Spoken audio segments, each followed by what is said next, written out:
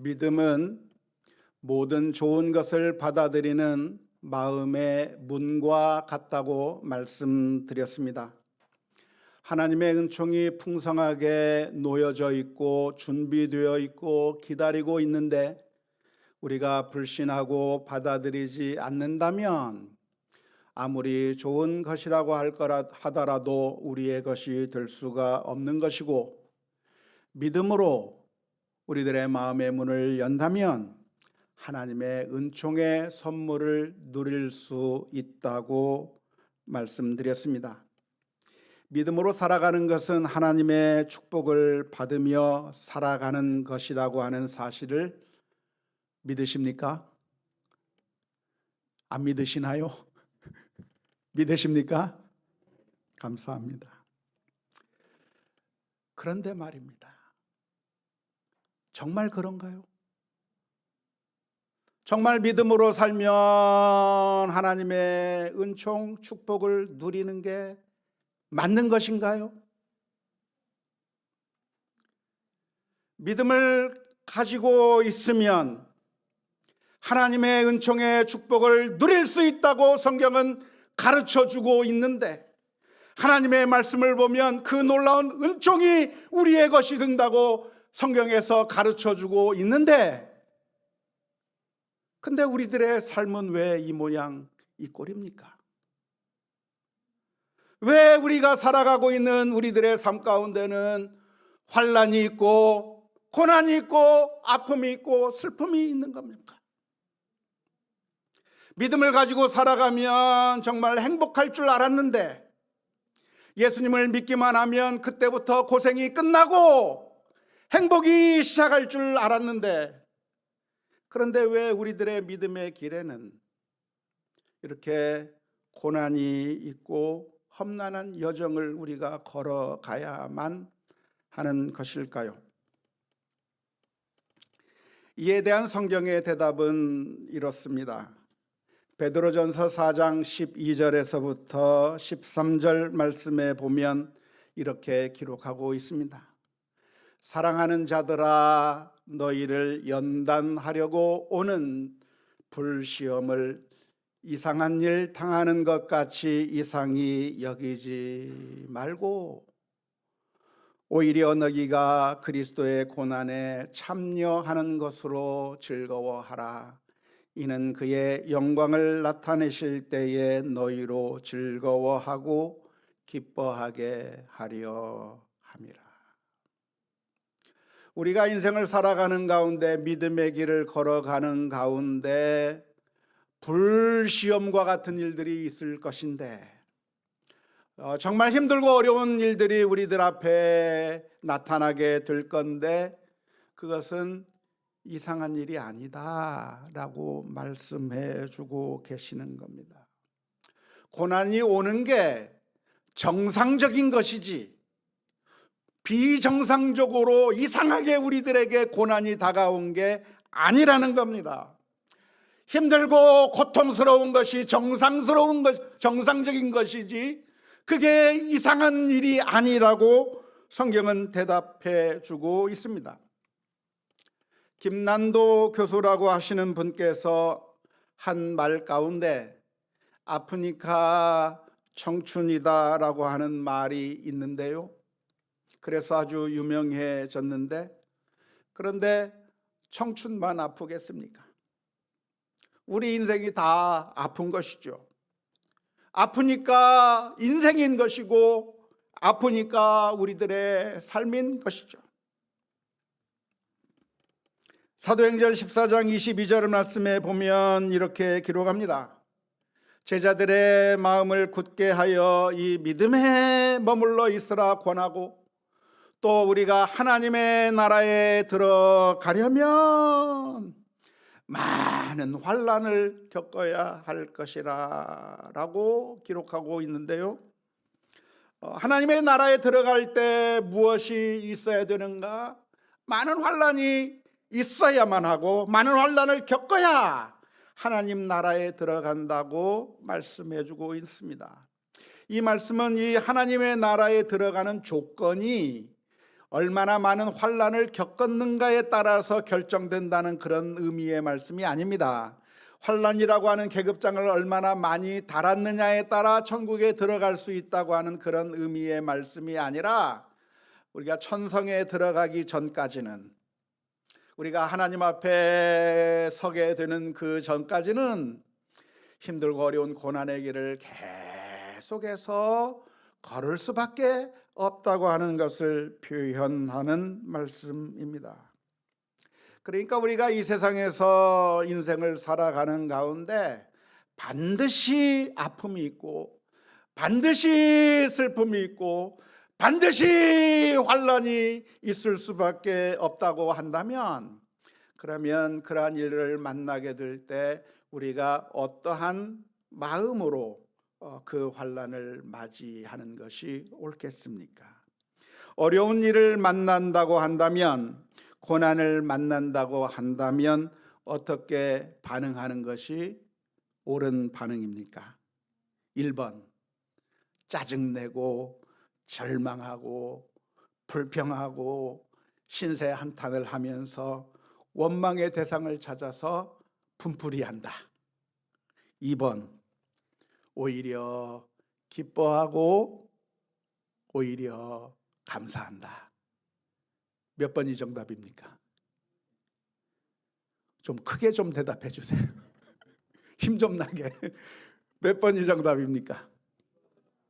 2번이에요.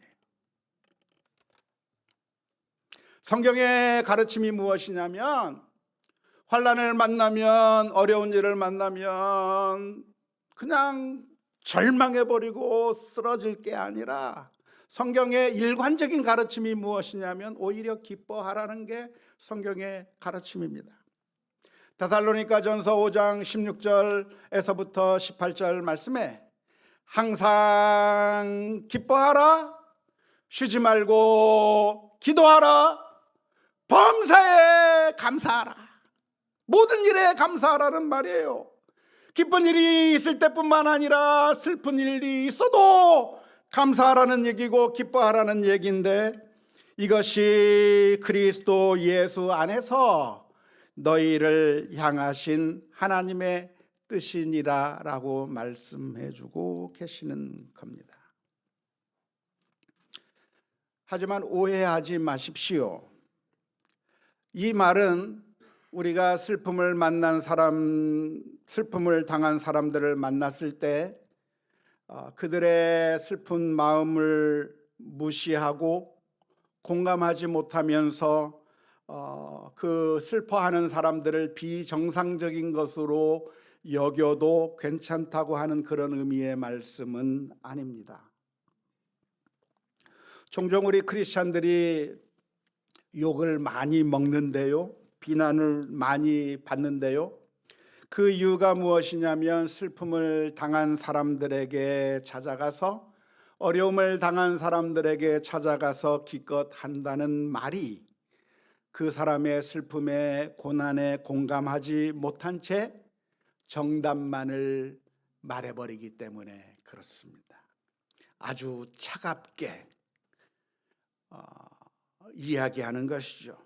고난을 당한 사람에게 찾아가서 말하기를 슬퍼하지 마라, 오히려 성경에 기뻐하라고 했다라고 말하고, 이거 아무것도 아니야 라고 말하기도 하고, 하나님께서는 감당할 만한 시험을 주신다고 했는데 이것은 그렇게 큰 게 아니고 감당할 만한 것이야 라고 말하고, 별거 아닌 거 가지고 왜 그래 라고 말하고, 왜 우냐고 이야기하는, 그렇게 정말 공감 능력이 떨어져 버린 채 그냥 정답만을 앵무새처럼 말하는 그런 크리스찬들이 종종 있습니다.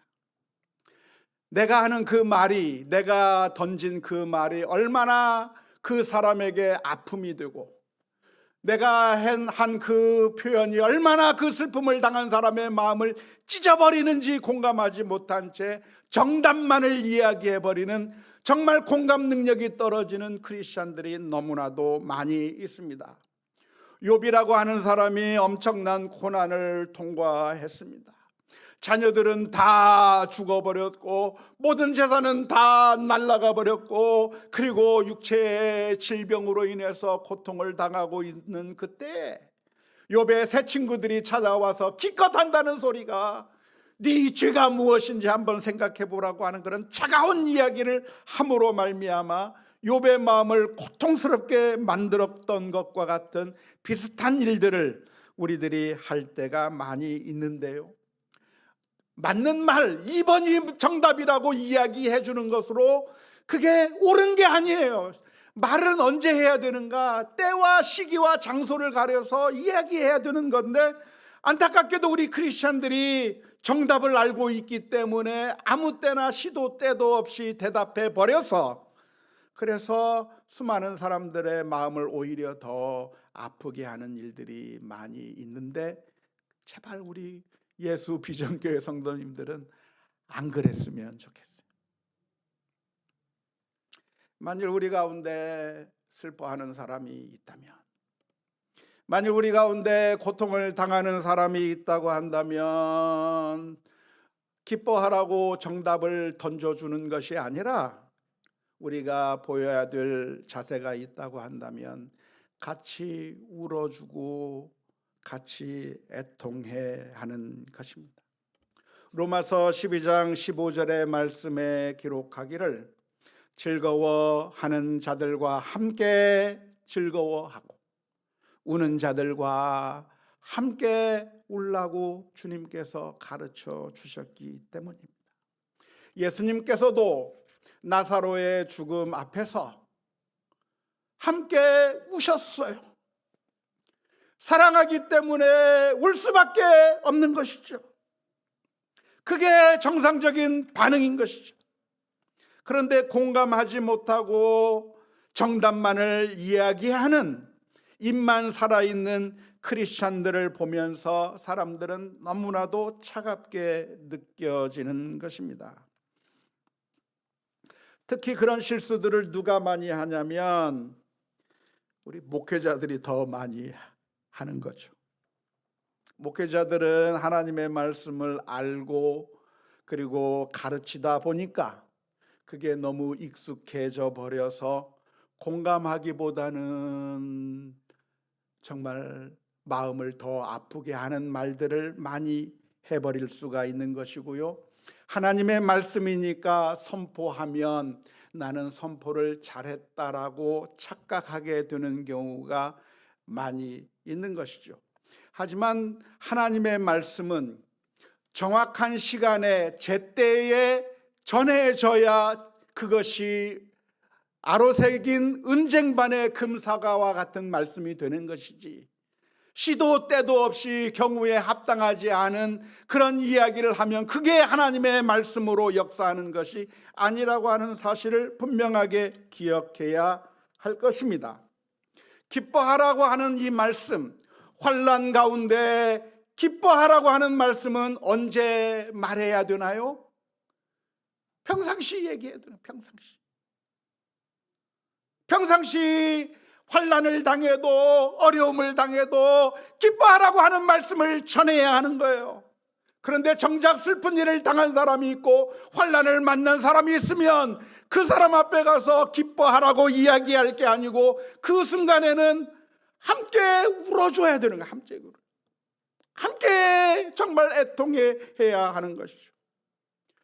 용서하라고 하는 말씀, 누군가 너의 오른편 뺨을 때리면 왼편 뺨까지 갖다 대고 70번씩 7번뿐만 아니라 정말 7번씩이 아니라 70번씩 7번씩이라도 그렇게 용서하라고 하는 말씀은 언제 가르쳐 줘야 되는 거예요? 언제 이야기해야 되는 거예요? 평상시 알려주어야 하는 것이고, 정말 억울한 일을 당해서 고통스럽게 정말 힘들어하고 있는 사람에게는 그 상황 가운데는 같이 공감해 주어야 하는 것인데, 안타깝게도 우리 크리스천들 중에는 사리를 분별하지 못하고 때와 장소를 분별하지 못하고 그 피해자에게 찾아가서 용서하라고 하는 뜬금없는 소리를 하면서 화를 더 부추기는 그런 어리석은 사람들이 너무나도 많아요.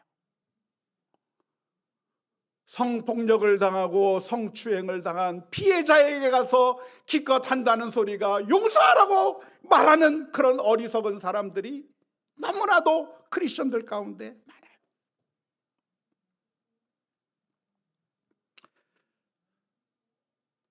얼마 전에 제가 친하게 지내는 형님 목사님한테 전화가 왔습니다. 그 목사님이 저에게 이런 얘기 저런 얘기를 하면서 설교 시간에 우리나라의 대통령과 대통령 당선자를 위해서 기도하고 협력해야 된다고 하는 하나님의 말씀을 가르쳤는데, 자기 교회에 있던 사람들 몇 명이 굉장히 반발하더라고 하면서 도대체 나는 하나님의 말씀을 전했는데 왜 반발하는지 모르겠다고 저에게 이야기하는 겁니다. 그래서 제가 말씀을 드렸어요. 형님, 그 이야기는 선거 전에 이야기하고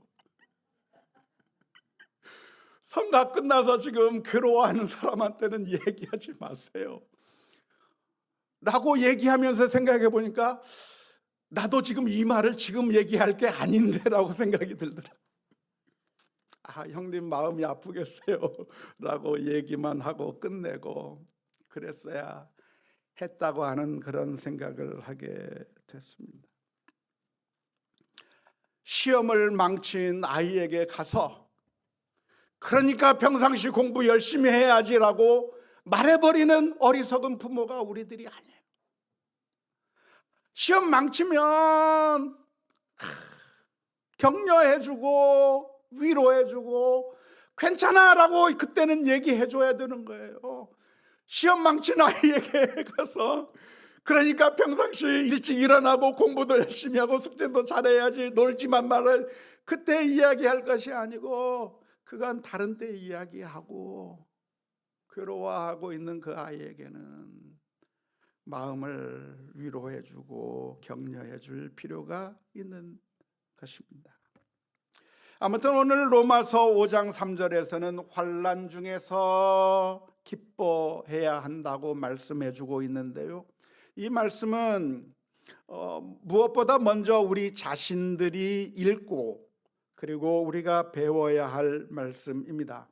바울 사도는 이 말을 로마서 5장 3절 가운데 기록했는데요, 이 말을 했던 바울 사도는 정작 자기 자신도 그런 상황이 닥쳤을 때 기뻐하는 모습을 가지려고 부단히 노력했습니다.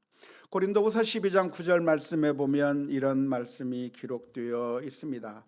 나에게 이르시기를 내 은혜가 내게 족하도다. 이는 내 능력이 약한 데서 온전하여 짐이라 하신지라. 그러므로 도리어 내가 크게 기뻐함으로 나의 여러 약한 것들에 대하여 자랑하리니 이는 그리스도의 능력이 내게 머물게 하려 함이라라고 말하고 있습니다. 바울 사도에게는 육체에 가시가 있었습니다. 질병이 있었던 것이죠. 이것은 정말 바울 사도를 당황스럽게 만든 것이었는데요, 바울 사도가 기도하는 가운데 병자가 낫기도 하고 심지어 죽은 자가 살아나기도 하는 엄청난 기적들이 일어났음에도 불구하고 정작 바울 사도의 질병은 자기가 고칠 수가 없는 겁니다. 하나님 앞에 기도하는데도 하나님께서 응답해 주지 않는 겁니다. 그래서 복음을 전파하는 일에 방해가 되고 너무나도 아프고 고통스러워서 하나님 앞에 간절하게 여러 번 기도했는데 하나님께서 응답해 주지 않는 거예요. 그런데 어느 날 하나님께서 바울 사도의 마음 가운데 깨달음을 주셨습니다. 차라리 그 아픔이 있는 게 너한테는 유익이다. 내 질병이 있기 때문에, 육체에 가시가 있기 때문에 네가 교만해지지 않을 수 있는 것이고 오히려 겸손하게 일할 수 있으니 약한 것이 강하게 되는 것이고 약한 데서 하나님의 은혜가 넘치는 것이고 하나님의 사랑을 더 많이 받을 수 있는 것이라고 하는 것을 깨닫게 된 다음에 바울 사도가 했던 말이 바로 이 말씀입니다. 그러므로 내가 나의 약함을 자랑할 것이다 라고 이야기했는데요, 여기서 약함을 자랑한다고 하는 말의 의미가 무엇인 줄 아십니까? 한번 제가 만든 도표를 한번 보시면 좋겠는데요, 여기서 사용하고 있는 고린도후서 12장 9절에서 나의 여러 약한 것들에 대해서 자랑하리니라고 했던 그 말씀이 헬라어 카우카우마이라고 하는 동사를 사용해서 표현했습니다. 그런데 이 카우카우마이라고 하는 동사가 오늘 읽은 로마서 5장 3절에 있는 단어와 똑같아요. 우리가 환난 중에서도 기뻐하나니라고 하는 말이 카우카우마이라고 하는 그런 동사입니다. 그러니까 여기서 고린도후서 12장 9절에서 내가 여러 약한 것들에 대해서 자랑한다고 하는 이 말은 바울 사도가 그것을 기뻐했다고 하는 말이에요. 나의 약함이 있는데 나의 질병에 대해서 내가 기뻐한다, 나의 약함에 대해서 기뻐한다라고 표현하고 있는 것입니다. 왜 그렇습니까? 어떻게 이 아픔이 있고 질병이 있고 환난이 있는데 어떻게 기뻐할 수가 있겠습니까? 그것은 환난이 그냥 환난으로 보이기만 하지만, 그러나 이 환난이 우리를 박살내는 것이 아니라, 우리를 죽여버리는 것이 아니라 아주 좋은 좋은 것으로 인도해 주기 때문에 그렇습니다.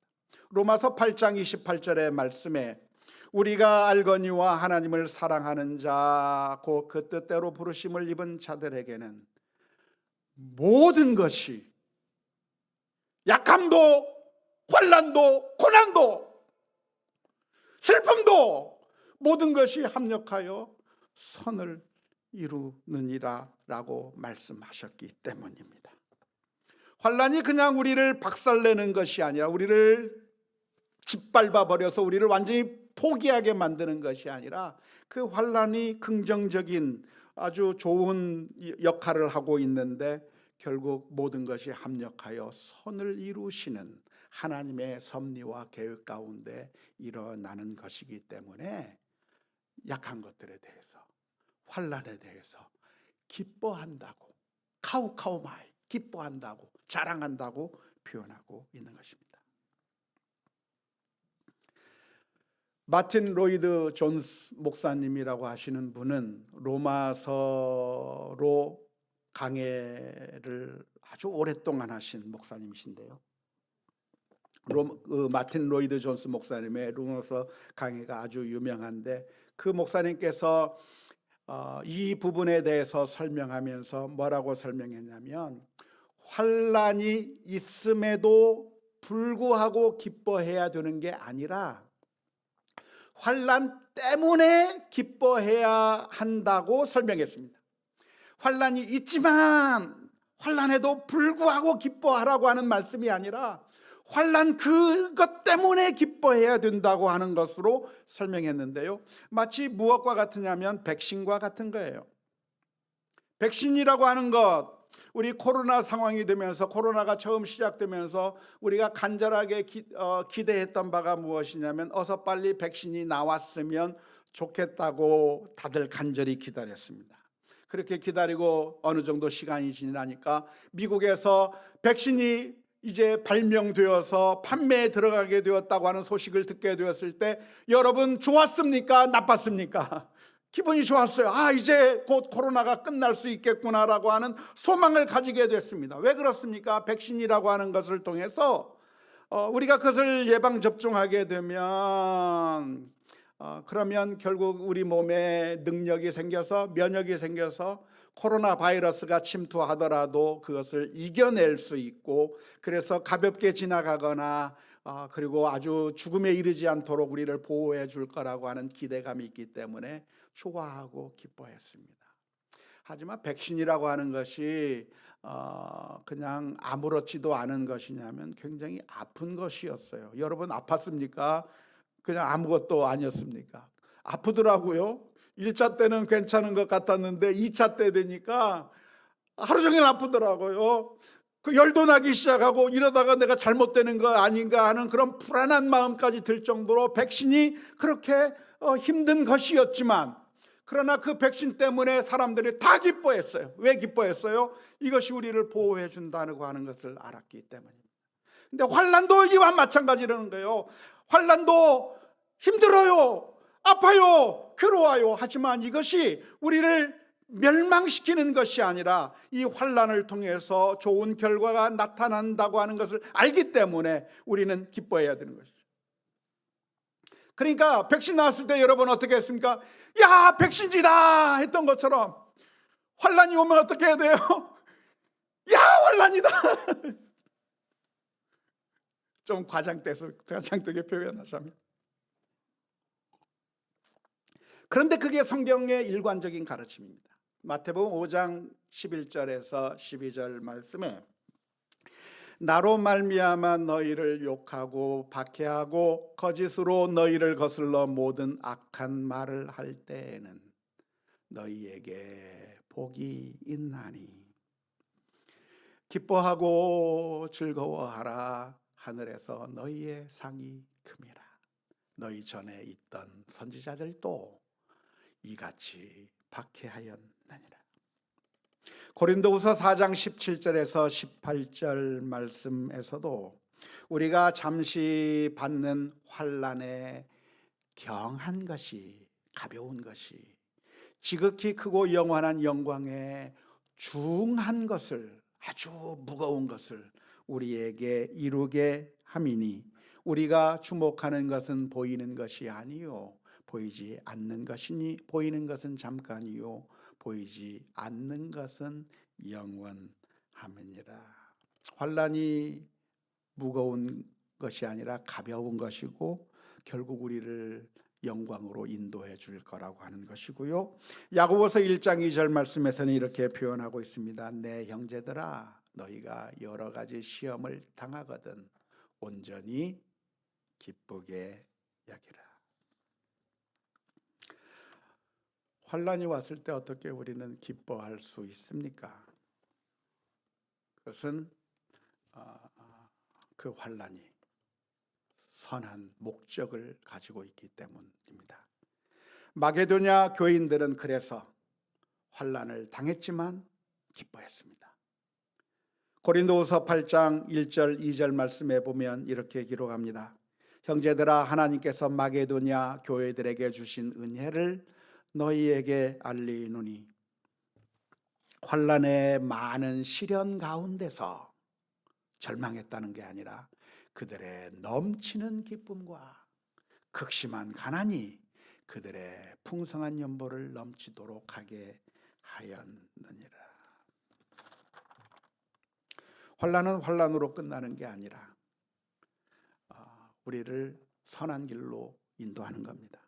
사탄의 목적이 있다고 한다면 환난을 통해서 우리를 낙심하게 만들고 절망하게 만드는 것이겠지만 하나님의 목적은 우리들의 믿음을 연단하고 그리고 소망을 얻게 하는 목적이 있는 것이죠.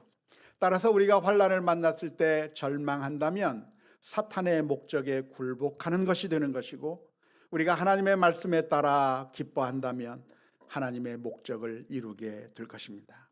로마서 5장 3절에서부터 4절 말씀에 이렇게 기록합니다. 다만 이뿐 아니라 우리가 환난 중에 기뻐 즐거워하나니 이는 환난은 인내를, 인내는 연단을, 연단은 소망을 이루는 줄 알미로다 라고 기록하고 있습니다. 환난이 무엇을 이룬다고요? 인내를 이룬다. 우리가 인내하는 훈련을 하게 되는데요, 환난을 경험하게 될 때 인내가 커져가는 것이죠. 누가 숨을 참을 수 있는 능력을 기르기 위해서는 어떻게 해야 됩니까? 잠수를 해서 그래서 숨을 얼마나 안 쉬는가를 연습하고 또 연습하고 또 연습하면 폐활량이 커지고 그리고 숨을 오래 더 참을 수 있는 것처럼 그냥 가만히 있으면 자동적으로 길러지는 것이 아니라 그런 연습을 할 때 그 능력이 길러지는 것처럼 환난이 있을 때 우리의 인내가 커지는 것입니다. 인내가 저절로 생기는 것이 아니라 그 순간에 주님을 의지하고 신뢰하며 나아가게 될 때 인내가 커지는 것이고요. 그 과정을 거치면서 우리의 믿음이 진짜라고 하는 것이 드러나게 됩니다. 인내는 연단을 이룬다고 표현하고 있는데, 여기서 연단이라고 번역이 된 말은 아주 틀린 번역은 아니지만 좀 아쉬운 번역입니다. 한번 그림을 한번 봤으면 좋겠는데요. 도표를 봤으면 좋겠는데요. 여기서 연단이라고 번역된 헬라어 도키메라고 하는 단어는 무엇을 나타내냐면, 연단이라기보다는 단련을 통해서 나타나는 그 결과, 그래서 진짜라고 하는 증거를 의미합니다. 그래서 고린도후서 2장 9절에서 너희가 범사에 순종하는지 그 증거 도키메를 알고자 하여 내가 이것을 너희에게 썼노라라고 하는, 그렇게 번역했는데, 로마서 5장 4절에서 인내는 연단은 소망을 이룬 줄 알미로라고 그렇게 번역했는데, 여기서 연단이라고 하는 말은 사실은 어떻게 번역하는 게 더 이해하기 편하냐면, 메시지 성경처럼 번역하는 게 훨씬 더 이해하기가 편할 겁니다. 메시지 성경에서 번역한 게 무엇이냐면, 쇠를 연마하듯 우리를 단련시켜 준다. 그러니까 어떤 것이 진짜냐 가짜냐라고 하는 것을 어떻게 알 수 있어요? 불 속에 넣어가지고 단련을 시키면, 연단을 시키면 진짜는 진짜로 증명이 되는 거죠. 불을 통과하는데 가짜는 다 타버려 없어져 버리는 것이고, 진짜는 순금으로 나타나게 되는 것이죠.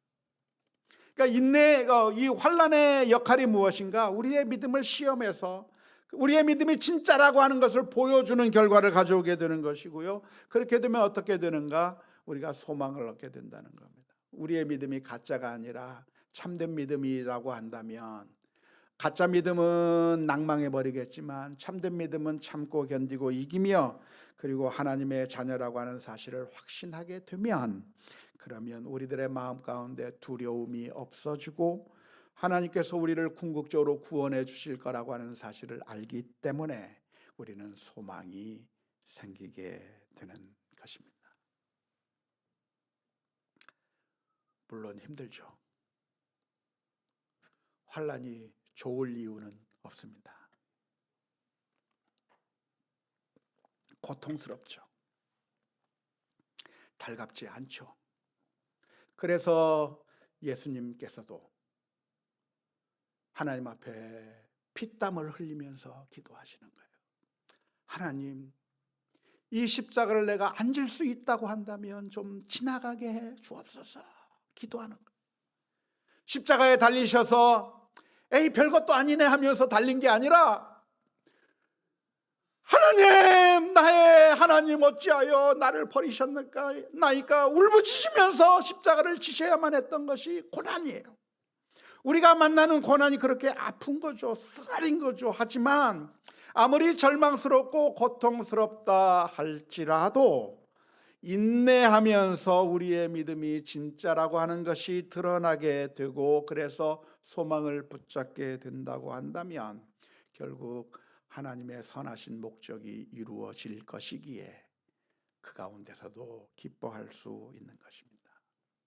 사랑하는 성도 여러분, 그런데 우리가 고난을 당할 때 하나님께서 우리를 그냥 내버려 두시는 것이 아니라 우리를 사랑의 눈으로 지켜 보호하시고 우리를 도와주고 계시다고 하는 사실을 믿으시기를 바랍니다. 우리는 우리들의 자녀들을 사랑하는데, 특별히 자녀들에 대해서 더 많이 신경을 쓰고 더 많이 애정을 쏟았던 때가 언제였습니까? 언제였죠? 늘 사랑하고 늘 신경을 쓰지만 특별히 더 신경 썼던 때가 있었습니다. 언제였냐면 우리 아이들이 아플 때예요. 우리 아이들의 몸에서 열이 나고, 그래서 아이가 죽겠다고 신음하고 있으면 부모는 그날 밤 잠을 잘 수가 없는 겁니다. 밤새도록 뜬 눈을 세우고 피곤한 몸이지만 눈 한숨 붙이지 못하고 그 자녀를 향해서 물수건을 갈아치워가면서 아이의 몸에 물을 발라주면서 그 아이의 열을 식히기 위해서 이 아이의 상태를 계속 눈으로 바라보면서 그 아이를 돌보듯이, 하나님께서도 우리가 환난 가운데 있을 때 그냥 내팽개쳐버리고 외면해 버리시는 것이 아니라 가장 사랑하시는 때라고 하는 사실을 기억하시기를 바랍니다. 하나님께서는 그냥 저 멀리 떨어져 계신 것이 아니라 우리를 사랑하시기 때문에 지금 오셔요. 우리를 사랑하시기 때문에 만져주셔요. 우리를 사랑하시기 때문에 오신 하나님이세요. 우리가 죄악으로 인해서 멸망당하는 것을 눈을 뜨고 볼 수가 없어서 우리 주님께서는 저 높고 높은 보좌를 버리시고 이 땅에 오셨을 뿐만 아니라 우리가 당해야 될 그 죄의 책임을 지시고 십자가 위에서 피 흘려 주시고 우리를 구원해 주신 하나님의 놀라운 사랑이 있다고 하는 사실을 믿을 수 있기를 주님의 이름으로 축원합니다.